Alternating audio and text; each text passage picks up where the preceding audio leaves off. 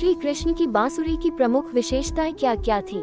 जिस प्रकार आपकी बांसुरी की विशेषताएं हैं उसी तरह कृष्ण बांसुरी की, अर्थात बांसुरी 5 तत्व को बोला गया है जो भिन्न भिन्न धुन निकालते रहते हैं। जैसे आपका शरीर, ये सब धुनें आपका मनोरंजन करने के लिए ही है।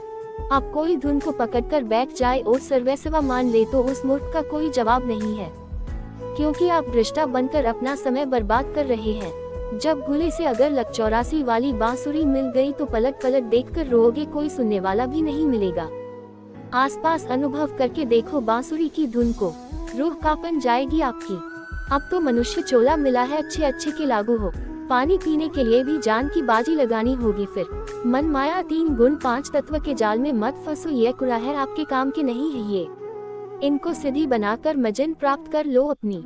एक पूर्ण गुरु का काम होता इनसे पार करवाना, भेद बताकर ना कि इनसे जोड़ना। मनुष्य रहते नहीं समझोगे तो कब समझोगे इतना सत्य।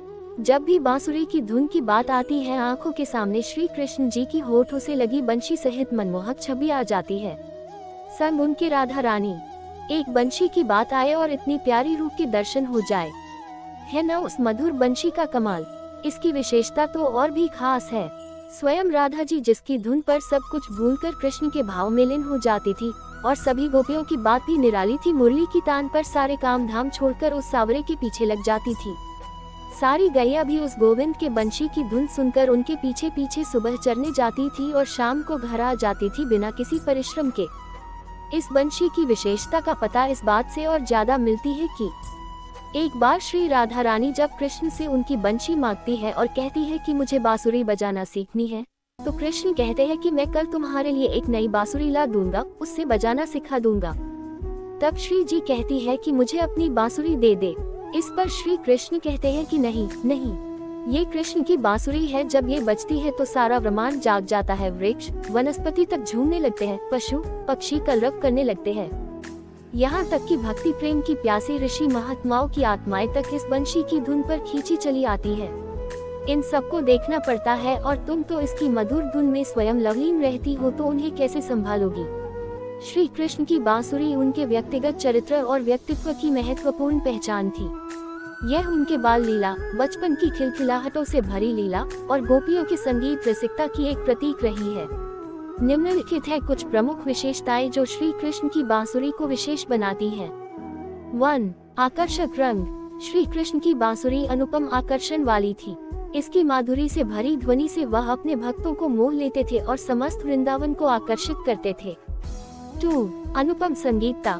श्री कृष्ण को विशेष रूप से अद्भुत संगीतीय गुणों से सुसज्जित बांसुरी ने गोपियों को उनकी सार्वभौमिक लीला में खींच लिया। उनके वीणा के सुर और ताल ने अपनी प्रिय रास लीला को रसभरे संगीत की भावना में प्रदर्शित किया। 3. आध्यात्मिक अर्थ। श्री कृष्ण की बांसुरी ने सिर्फ आकर्षक संगीत नहीं था, बल्कि इसमें एक आध्यात्मिक अर्थ भी था। वह अपने संगीत के माध्यम से अद्वैत सिद्धांत, एकत्व के सिद्धांत को भक्तों को समझाने का प्रयास करते थे। उनकी बांसुरी के सुर और संगीत से भक्त अपने आंतरिक दर्शन के माध्यम से दिव्यता की अनुभूति करते थे। 4. गोपियों के संगीत के साथ मधुर विहार। श्री कृष्ण के संगीत और गोपियों के संगीत में मधुर मुकाबला होता था। उनकी बांसुरी और गोपियों के गाने एक दूसरे के साथ सुंदर विहार को समृद्ध करते थे और रास लीला के दौरान इसका अद्भुत प्रदर्शन होता था। 5. गोपियों के चित्रण में समर्थता। श्री कृष्ण की बांसुरी के संगीत से वह गोपियों के भावों को अद्भुत रूप से चित्रित करते थे। बांसुरी के सुर और गीत उनके अनुकरणीय रस भरे भावों को प्रकट करते थे और उनके संगीत में अत्यंत सार्थकता होती थी। भगवान की बांसुरी जड़ वस्तु नहीं है, वह स्वयं म्यति देव है जो रास आदि के समय में प्रेम संचार कर देती है।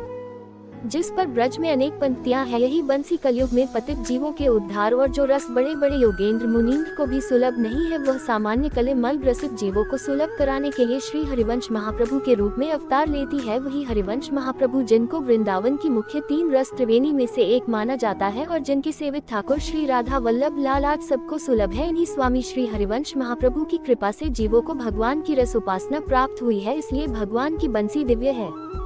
अगर आपको मेरी यह कहानी अच्छी लगी हो तो प्लीज मेरे चैनल को सब्सक्राइब, लाइक और शेयर कर देना और बेल आइकन को प्रेस कर देना। धन्यवाद।